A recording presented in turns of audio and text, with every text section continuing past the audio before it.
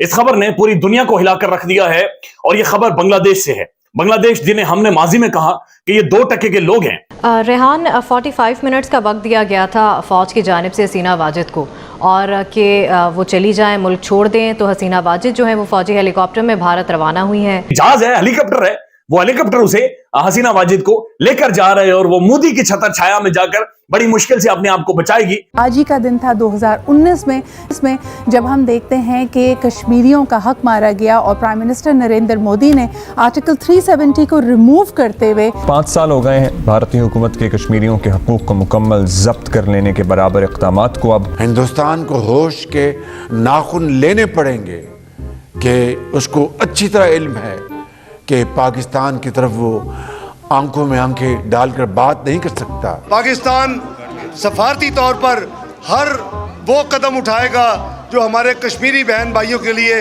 ज़रूरी होगा। जो भी इग्नोर कर ले कश्मीरियों को, मगर ये कश्मीर एक ग्लोबल फ्लैश पॉइंट है, रीजन का फ्लैश पॉइंट नहीं है, ग्लोबल न्यूक्लियर फ्लैश पॉइंट है। और दिन ब दिन हालात जो हैं बहुत बिगड़ते जा रहे हैं। ये ना हो कि दुनिया जो है हाथ मलती रह जाए और यहाँ पे एक न्यूक्लियर गॉड फॉरबिड एक्सचेंज हो जाए। जिस तरह पाकिस्तान आवाज उठाता है, इस रीजन से कोई और आवाज नहीं उठाता, तो इट मींस के उनको कोई इससे मसला नहीं है। 10 लाख हिंदुस्तान की आर्मी के साथ इन 5 सालों के अंदर 50 लाख इंडियंस को वहाँ पे सेटल किया जा रहा है बहुत तेज़ी के साथ। और इन 5 सालों में हाउसिंग सोसाइटीज़ कंस्ट्रक्ट की गई हैं और अब 50 लाख हिंदुस्तानी पब्लिक वहाँ पर आ गई है। हम कब तक ये मुकाबला करेंगे? दुनिया कब हमारी आवाज़ सुनेगी? क्या आप समझते हैं कि ये जो रेवोकेशन की गई है आर्टिकल 370 की, अगर आज राहुल गांधी प्राइम मिनिस्टर बन जाते हैं तो इसको यकायक रिवोक कर दिया जाएगा, इसको पलट दिया जाएगा?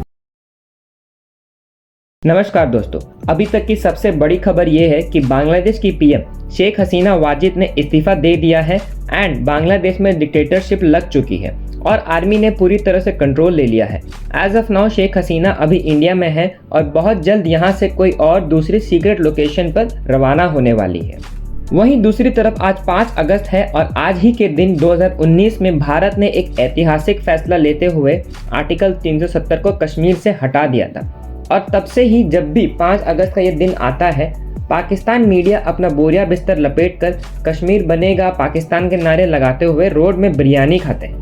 आर्टिकल 370 को हटे 5 साल हो गए हैं, लेकिन आज तक पाकिस्तान ने कश्मीर में आतंकी भेजना और मीडिया में बैठकर भारत का एटॉमिक बॉम्ब की धमकी देने के सिवा कुछ नहीं किया है। इसी टॉपिक पर चलिए आगे पाकिस्तानी मीडिया का रिएक्शन देखते हैं। वीडियो को लाइक करें और चैनल को सब्सक्राइब कर लें। एक आखिरी सवाल कश्मीर के हवाले से, फिर दूसरी स्टोरी की तरफ भी क्विकली आना चाहूँगी। मुझे बताइए कि आज अगर कांग्रेस पावर में आ जाती है और जो उनका इमेज मोदी साहब ने क्रिएट किया है कि they are very pro Muslims और प्रो कश्मीर, क्या आप समझते हैं कि ये जो रेवोकेशन की गई है आर्टिकल 370 की, अगर आज राहुल गांधी प्राइम मिनिस्टर बन जाते हैं तो इसको यकायक रिवोक कर दिया जाएगा, इसको पलट दिया जाएगा? नहीं लगता कि ऐसा हो सके, क्योंकि उनके ऊपर काफी प्रेशर आ जाएगा, काफी आबादी का, क्योंकि काफी बरस से इस पर काम किया गया था। यस, ये हो सकता है क्योंकि उनकी इस जो हटदर्मी की थी उसके लिहाज से नहीं आ जाएगी कांग्रेस के। लेकिन ये बताएं कि जिस तरह कश्मीरियों के हकूक सल्ब किए गए और उस पर दुनिया हमने देखा है कि कल भी खामोश थी और आज भी खामोश है, तो कश्मीरी इस रवैये से मायूस तो डेफिनेटली होंगे। क्या फील करते हैं, क्या सेंटिमेंट्स हैं?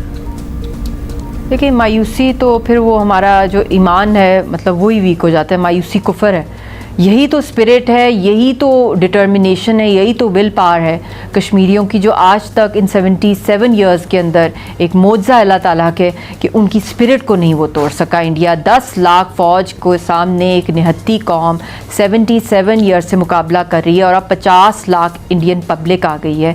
और अगर वहाँ पे हालात नॉर्मल होते और हम लोग मायूस होते दुनिया से और दुनिया के ही इशारों के ऊपर या उनके सपोर्ट पर ही हम तहरीक को चला रहे होते, तो ये तो कब की दफन हो गई होती, क्योंकि दुनिया का एजेंडा ईस्ट तिमोर पे, साउथ सूडान पे बिल्कुल फ़र्क है और मुसलमानों के लिए बिल्कुल फ़र्क है। और फिर ऊपर से इंडिया जिस तरह ग्लोबली फैलता जा रहा है, इसका नेटवर्क और जिस तरह का इनका एक बिज़नेस टाइज़ हैं बहुत से ममालिक के साथ, तो दुनिया ने वो नहीं देखा। मगर मैं ये भी कहना चाहूँगी दुनिया को कि बेशक जो भी इग्नोर कर ले कश्मीरियों को, मगर ये कश्मीर एक ग्लोबल फ्लैश पॉइंट है, रीजन का फ्लैश पॉइंट नहीं है, ग्लोबल न्यूक्लियर फ्लैश पॉइंट है। और दिन ब दिन हालात जो हैं बहुत बिगड़ते जा रहे हैं। ये ना हो कि दुनिया जो है हाथ मलती रह जाए और यहाँ पे एक न्यूक्लियर गॉड फॉरबिड एक्सचेंज हो जाए, क्योंकि इसके चांसेस बहुत हाई हैं। क्योंकि एक रेडिकल माइंडसेट की, एक फैशिस्ट जो है जो रजीम आरएसएस की इन पावर है, और ये एक रेडिकलाइज्ड इंडियन आर्मी है,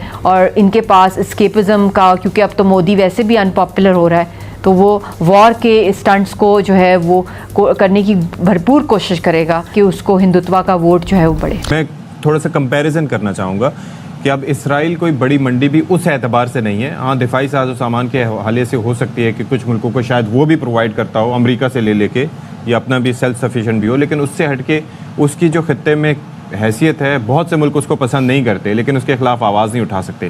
गज़ा में जो सूरत हाल रही, अभी इस्माइल हानिया का जो सिचुएशन रही, या वैसे जो उसका पड़ोसी मुल्कों में किरदार रहा है, लेकिन और जिस तरीके से वहाँ पर 90,000 से ज़ायद अफराद की जान ले चुका है, ये रिपोर्टेड नंबर है, वैसे नंबर लाखों में हो सकता है, सब जानते हैं, लेकिन कोई आवाज़ नहीं खड़ी करता। तो भारत को भी तो इससे शय ही मिलती होगी ना, कि भारत तो एक बड़ी मंडी भी है, तिजारत भी हो रही है, चीन तक से तिजारत अरबों डॉलर्स में हो रही है, तो फिर ऐसे में कौन उसके खिलाफ आवाज़ बुलंद करेगा? ये आपका इस्तदलाल बिल्कुल दुरुस्त है, लेकिन ये याद रखिए कि इसराइल के साथ अमेरिका दर्जा अतम मौजूद है, जी जी, हर दम खड़ा है, और ये उसी की शय है। और किसी हद तक हिंदुस्तान में भी यही हुआ कि यहाँ पे जब अमेरिका ने चीन के साथ अपना मुसाबका शुरू किया, तो उनका ख्याल था कि हिंदुस्तान चीन के खिलाफ मुसाबके के लिए बेहतर एक काउंटर वेट, अंग्रेजी में कहते हैं, वो साबित होगा। चुनांचे उन्होंने हिंदुस्तान के ऊपर इक्तिसादी इमदाद की भी और सबसे बढ़ के मिलिट्री इमदाद की एक नवाजिशें शुरू कर दी, जिसकी वजह से हिंदुस्तान अब ये शय पा गया कि वो बल्कि पूरे खित्ते में अपने आप को वो समझता है, जिसे कहते हैं ना कि रीजनल पुलिस मैन, यानी हेजमॉन के तौर पर देखता है। तो अपने आप को यहाँ पे सॉवरेनिटी राइट्स अपने असर्ट कर रहा है। तो उसी में उसने ये भी सोचा कि सरकार ने कि कश्मीर में भी इस तरह का हाथ करने का मौका आ गया। लेकिन इसका मैं आपको एक बात बताऊँ, बैनुल अक़वामी बरादरी से तो हमें, हमारा फर्ज है कि हम आश्कार करें हिंदुस्तान के तमाम, लेकिन कश्मीर के अंदर जो अपनी क़यादत है उसको भी अब मुतहिद होना चाहिए। देखिए, वो जो भारत नवाज कश्मीरी थे, जी जी, उन्होंने भी देख लिया कि भारत का असली चेहरा क्या है जी। वो बहुत अरसा कहते रहे कि नहीं, इन्होंने तो हमें खसूसी हैसियत दे रखी है 1953 से, और हम अपना अलहदा एक गाना हैसियत है, लेकिन अब तो उनको भी समझ आ गई होगी। तो इस वजह से आपने देखा है कि इसका बहुत बड़ी भारी तादाद में कश्मीरी इलेक्शन में निकले, ये साबित करने के लिए